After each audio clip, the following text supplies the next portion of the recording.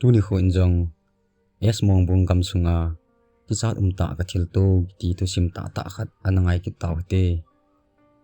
ku kitia hi pula pate khanglaya pat gamlen changwai kitio hi ina bol jing u chule tu ni ya atu chaten I bol jompe uwa sondana umdo namgo amang theilo chu hitai gamlen ti teng ni ne ki hom khenin changamlen le hona gamlen hi ki ho sungjong hona gamlen changwai kitio hi kumsin kana bol jiwin changamlen sangin katha u anom joji kum ke hi dung zui in gamgot lai jong ahung hitan kumdanga ka bol ngai bangun hona gamleng din ni khat ka chigong ta ve a feldo mi phe wang jingpi maten ana chiwin sanung ana holun hol khuti khan e nanga do ve ke ho jong kalhun thunun ana chi ma so kom in sanung namu do lo ham tia ka do lew ngal changnung khat ka muwin alui to wang kilo tai hizong le injo le ibonun ve phakinutin alui na hi kha jong le adang hol taw hiti tin chom khat ka kichol do win jing an ne lo lai hi ji un an akini adon hiti chun han hon pung ave win hi le pungku ma khai hla pha nin ki pat ding a hin ti ta ve chu pha nin ka bonun sanung chu ka ve win hi le alu je ti loi zan hin la a hi ti loi hiti chun sei hla pian lovin kom ta win hi kala uwa sanung heta khat zaw hin ama phatya ka vet sa lew sanung chu a khonin a khu nin leisi chu aven hi le sanung wang hi alui nai zong le kam thate in chi punte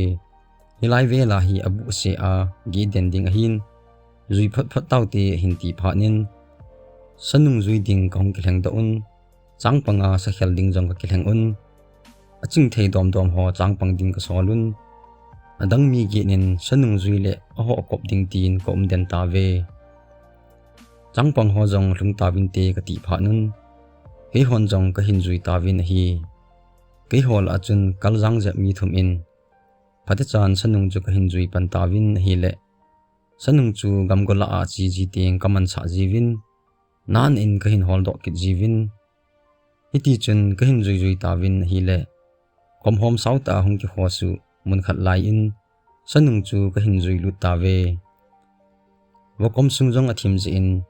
sanung chu azui a ha in hizong le leiniam la hi ji in azui e bai kin in hi ke ho jong ka ki holim un hilai kom hom sung hi gin chat bo ve tia ka sei lai ta un ka chung lang win usa lin thim ta khat ka hin zawin usagin ka za naw ta ki tu chana chang ho pa chu ka gal sabun namasanga chu ipi husa ham ka ti lew aman jong ka hepoi hin tin chuphanin ke hon jong iti dana chu bang husa chu the thu chu nazalu ham ka ti kit lew nangla ka hin tumpe chu hin te hin ti phanin ke hon jong adon chu ka sei pi un aman jong ka sei na lai ta u chu aga ve na hi le ngal chang nung thali khat amun e hin ko un in jo an sei u chu husa chu I hol hol pau chu a hi te hin ti phanin gang chalin ka hai to un pavet lew ngal chang kiang nung lian ta khat chu ani hitai chang ka hin vai jing na win jong hitabang ngal chang nung lian chu kamu khanai poi chuphanin chang pang ho za din sa ong lai ka ti win mi thum chun sanung chu ka hin zui pan kit ta ve adang hon a ho to ahung lai to ve akum su etin chu lenglung in asam un ke ho chun ngal chang nung chu man sa lo in ka hin zui jingun hi le changpang ho to kisto win ngal chang lai chun mu lo ham ka ti lew ima chang lai gin jang ka za po ve hin ti win ke hon jong itya ngal chang kha in jo jama chang la ya pa hung lai do a na za lo ham ka ti kit lew changpang la upa khanin wagi cha jang hung do poi hin ti phanin ke ho jang kalung u adongin iti dana ka ti win ka sanung zui uchu ka vet lew hi zai hu sanung hi zai hu ami pi hila bong keng ti phan a hi lo ngap le ilap lo hi dem ati win changpang ho jong a ki hol hi win a hi jong le la I bai lo diu ham sanung chu imu hitan pon thota idal du hitai tin ama ho jong ki pat da un a changpan na lai du ai sei pi un ka ki khen ki ta ve sanung kamu hi ta in ka tha u anom tan anung chu ka hin zui ki tawin hi le mun khana bola ani ki bol na ka hin mutawin ka vet leo sot lu lai hi zo in ke hon jong dal loi loi ding ka hin ti tawe ka hin zui pat awin sanung chu khat hin bola ka hin zui pat wa panin ni ke han khom danin jin abang kum le khat danin kit jin chupa nin ke ho jong ka ki holim un isanung zui u hi akidang le e ka tivin lungboi ta in ka hin zui pan kit tawin hi gam got lai le sit got lai hi je in sanung chu gam ta la ka hin pha ji teng leo hol ha sajin sanung zui thiam ta khat to ka zui u hi je in salam pi chu a hen ama het nan kong hong tawin hi le changpang hon nei thal a hin kap ging tawin ke hon jong ka be taw ka ga ti leo ka sei chai ma sang un khat hin kap ki nun chu pha nin sanung jong don telovin mei thal gin na chu ka kidal te tho tawin hi le changpang ho to ka gistuwin ipina ka u ham ka ti leo ana pian pan vo henu ipisa ding ham ahung len tho danin kamun tol jong to kha lo to ki lo jingi a dan chu a hin tin nakap kha lo ka ti leo gang walin kamo kam jing hin kaga venai poi ka kap na hin ti phanin ka bonun ka chiwin a kap na mun chu ka vet leo mei chang pheng di adu a aloma chu ka mungwin ke ho jong kamo nui jeng ta ve mei thal khat chu chang to langa ging hi je in chang to lang ka dal su un koi pian hi ta mei thal tha ka ti leo chang to apang pan ke ka hin ngal chang khat hong lai jin mu man khoi man jong hi pui je amo za mangut phana ka gal kap jeng hin khalang a kilom poi ti phanin ke hon jong iti a hidem sa langa pan huya hung leng abang yatin nang in lap man khoi man jong hi poi na tikinin pi pi hele nakap na chu gaviaw hiti ka tivin aga vet leo mei changin asian na jong akimukit ta poi sa jong hilong ngap ham ka tivin hi le kala uwa han khanin akisei ngai poi chithu ho chu hin tin chuphanin ke hon jong a hi le ipi lo di huta ka ti leo kala uwa mi tam zon geiwang chu ge hitan jong le te se hon chi kun wang pha atiu thu cheng khat umin ei hon jong a chaina din wanga veng ti ti phanun daljom ding ka tikit ta ve mini ta in mei thara kap hana khat jan kha hon lo phanin mihim hi nan ta sit na khat ekini tan hi jong le kala uwa han khanin naute ho ta se un pon tho te in hung pangkit leo chun ei ho ding hi le tu cha nga hi kap diu hitai hin tin an ho tu se hi azui te yi ka tivin sanung zui ho jong ka tha u hung ha dom kit tai tu chung chang hi kana khel gam tha jap diu hin chom khat nei nga wo ti pha nun sanung zu ya pang se ka kholim un bai sanung chu ipiti na ger hona ka ti le kaloi pa mi minin bai kalung don na khat chu mol pang hung le wa chu sanung le jam hat kamun chom hat ka zui le husagin khat ka hin jan husagin ka za na chu ka vet le sa tabang mihim tabang hat kamun nang ni ko ma sei din ka ti le i gam la je wa ka hin sei lo hin kalung wang anuam pui hin ti tai chupanin kaloi pa helunin hiti hin sei ki tai bai ngam nang la na tha anum ke jin ke hi ka tha se de hi te aji chu isanung zui uzong asu sa amlo khat veleni chom kha zui le khat bo hi kit ji amo a han ho ja ka sei nom lo thu hin kalung thima hi nga di bo hi te hin ti phanin kin jong bai min na thil mu chu nami thla hingap in te sanung izui le imi tha kham in i khomu ki chi bi aji pun sa le lhaya nami ja namu hial zo hin te ka ti phanin awan jong hi thei a hi ngam hin tin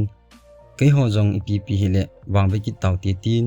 ki pat ding ka hin ti ki ta ve khaye changwai ho ki pan ki taw te ka ga ti le ka ki holim ka win ai mu jong an manun kala uwa chapang khanin thu ki dang ta kha hin sejin chong khat ka ga ai mut lu le mang khat ka nejin kamangin ka loi ho to gam lengin ka chiwin sa khat ka kapun ka vet lew miyam khat hong ki so in ke ho jong ka ki chawalun ka jam lew nei hin su khau to ki tu chenin aphala e tin imalo thenin tot chawai de du in hin sejin ke hon jong nalal wala mang hi lo lo namat hi bowin te tin kale don bonun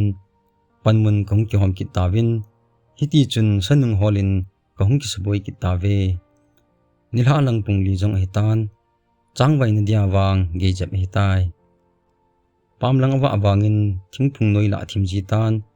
ho tho dingin wang aboi pun sanung zui to kopna ding wang athimjin deibangin akimuthei ji tapoi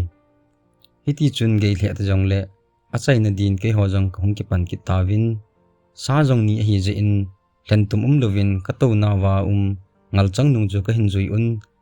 hothim ka a chang so do ding ka ngai to un ke ho thumin jong ki pei chalin ka hin zui tawin hi le dam lai khat ka hin pha un athim lai hi wangin leisi niam jap hi je in gam ta lai sangin het no min hiti chun ke hon jong imu thei pe pe win kino je uti ka ti win kal khat kan ni ka hin son lew mei thal khat ahung king kitan hiti chun abanin ahung ding lon kinin chang ho apang ho jong ahung chu la jingun chaphan kaloi pa mi minin e hon jong ho tawte hin tin e ho thum in jong chu the tun ka ho ta ve chang su do loya ipi ki kap ham ti bo het nom phanin kathani sunun lingla khawla thum lovin ka hin palun hoilai ham mai thal digin na katiwa kahung yaw jeng lew kamasang win usan chu the thun ahung le thaijin kaloi pa helun to ke ni ki ka in athai do in helun in jong ipi ding ja tin aga ven hi le ama jong ahung peng la jingin o bhai kino hite sanung jong hi puije mi him khonung tabang hi bove hin ti phanin in jong ta ong katile mi min jong sei pi o kino ute adi theite pui Tijat wale hin ti phanin gang chalin mi min ka ga sei pi in ke ho thum jong kim leng lungin kong ki mai un kalubu u ka hin jam pi ta ve sanung zui ka hi ji un sang ho apang ho sangin ka hat jep un helun thil tu je in ka hin dal pheng ta ve kichata akum lai un kamasang win chang pang khat na umin hungdo ta vo hin ti chu Tijat pet ma hi je in ka kin mang di chanin alang khana ka hai jong ahung niam do min hi kaloi te ni to chang ka lung ta win adang ho wang ahung lung nai po ve am ho nga to gom in helun thil tu chu chang pang pa ko ma ka sei lew hu jing ta a asu di mong hi a hin ti tai ka keu lim ka un kanunga ho jong ahung lung ta win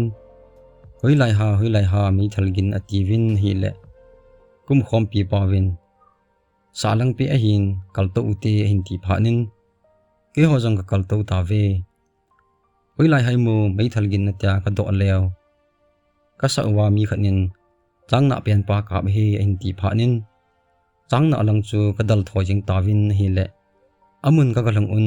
pinaka hai mu tia ka do kit lew athip chat tai iti dana upo lo hita ka ti win ka hol tho ta win hi le